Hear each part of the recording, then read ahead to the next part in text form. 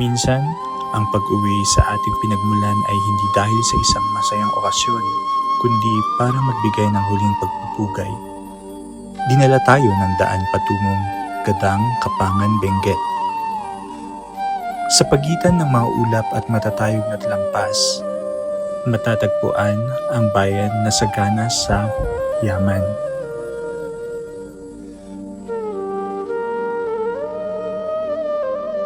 Intayon, Ijay, Gadang, Kapangan, Benguet.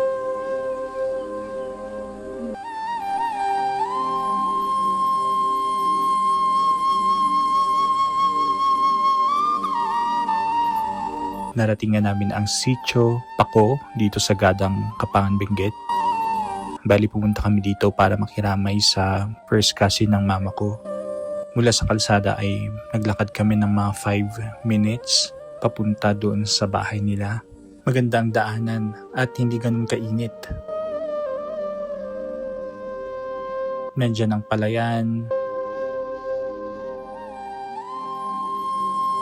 mga taniman ng kamatis. Meron din silang mga fish pond at may lamang mga tilapia. Meron din dito sa kamag-anak din namin, may tanim silang maraming pako na masarap isalad. Kaya humingi kami. Kung ganito rin lang ang daanan papunta sa bahay mo, sa view pa lang marerelax ka na.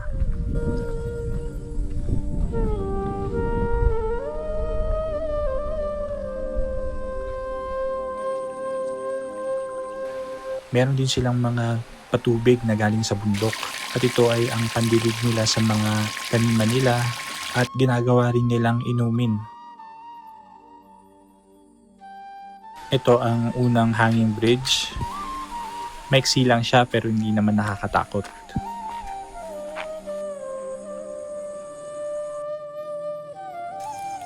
Meron pa pala isang bridge. Ito yung pangalawa at huli bago marating yung bahay ng pinsan nila mama. Dati raw maganda ang ilog na to at hanggang ngayon pa rin naman, pero dati daw meron siyang parang dam. So yung tubig na ko-contain at mas marami daw yung nagsiswimming dati at dinadayon ng mga estudyante para mag-swimming dahil maganda itong paliguan.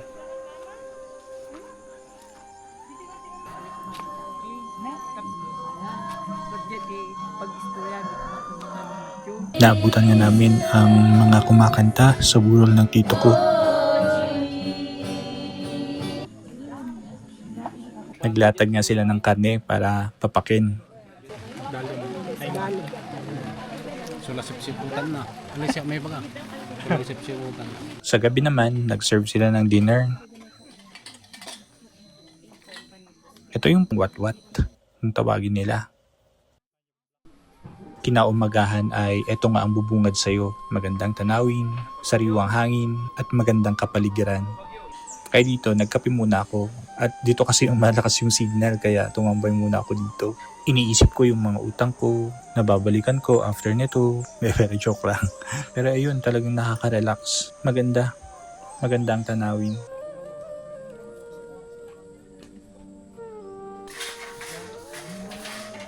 Ito nga at tulungan ang mga tita ko ng kapatid ng namatay naming tito.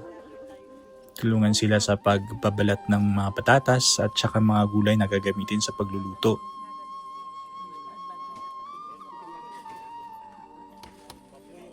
Sabi nga nila, ang tunay na yaman ng Benguet ay ang kanilang bayanihan. Sa oras ng bigati, hindi ka mag-iisa. Walang kailangang utusan, walang kailangang pilitin. Kusa ang bawat kamay na tumutulong para sa pamilyang naiwan. Ang watwat ang tradisyonal na pamamahagi ng nilagang karne at ito ay simbolo ng pagbabahagi ng biyaya. Yung kainin. Yung tataran. Masok yung manok. Ilocanong kangkol ka makaawat. Ano? Yung karin yung manok. Yung kainin tayo naman. Pagkaw yung marong ay lubyas yung bumbok. Mahirap magpaalam, lalo na sa isang mahal sa buhay. Pero sa pag-alis ko rito sa Gadang, dala ko ang paghanga sa isang kulturang hindi nakakalimot at isang pamilyang nananatiling buo sa gitna ng anumang pagsubok.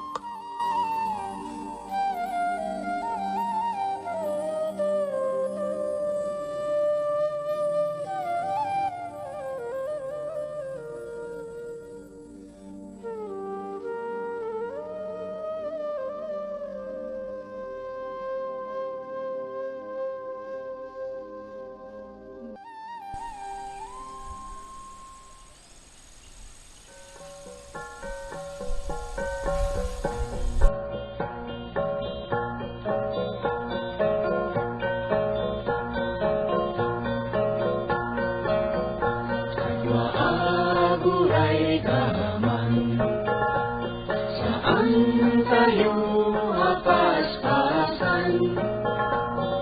Talapag at tidalan, ang mga mata mailaw ang.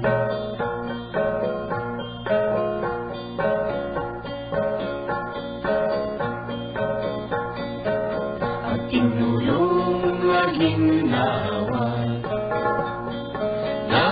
pasan upasang ka, narangkis ka na sa ama, nagalis ka na maka.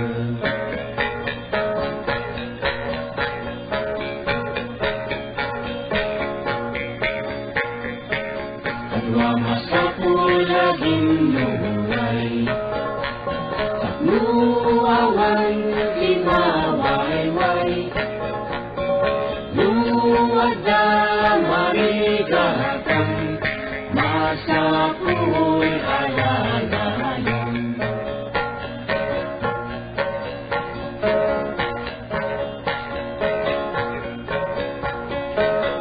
Kalayan na balasin